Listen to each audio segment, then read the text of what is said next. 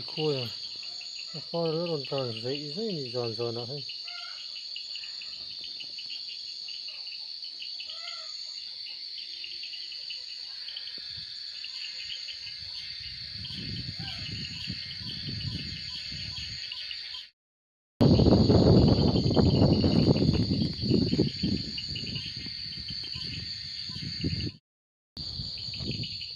Quỷ con lỗ thế rồi đi thì con quỷ to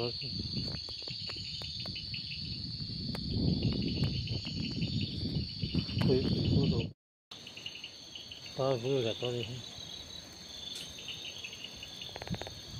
ba là lê hút này chung cái khu ở nhẹ ở mà nhang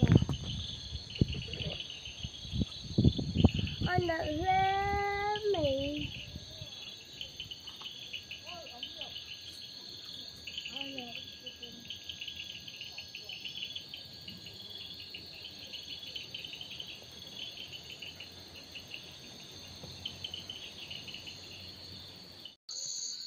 khảo bún nó tràn về đây mà du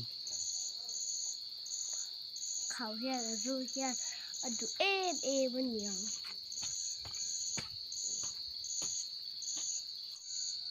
cái chắc to nó to không mơ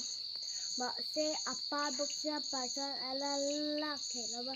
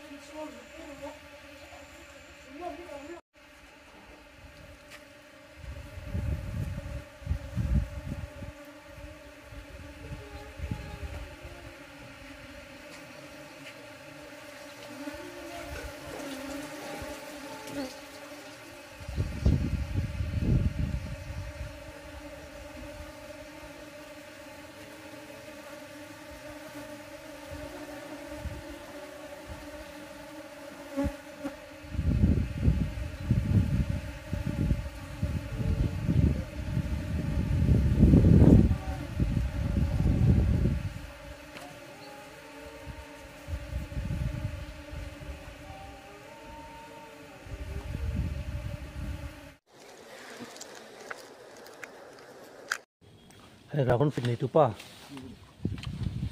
buồn thì tụi ba hai như thế có hồn thái chứ hiếc ăn thật to gì hay số lại phải chụp hình được chân tiền tụi anh coi tụi ba anh coi lục mình mà hồn chìm hình gì mấy hay chú thế mình lâu sập sập được là rạ thật rồi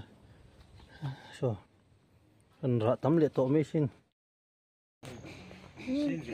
cái trội được ha rạ liền lệ tổ thế này nikum mà rạ khá nên có mình hier rạ tắm bốc đón rồi có rồi mình tài lệ chút nữa thế đây po mình tài bạc chui là khá nó khá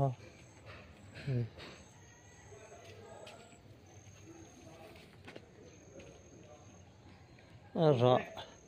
para lỗ trội to như thế hiện nay bữa rạ trội đó xịt rừng vậy hay apa thar ti thế पण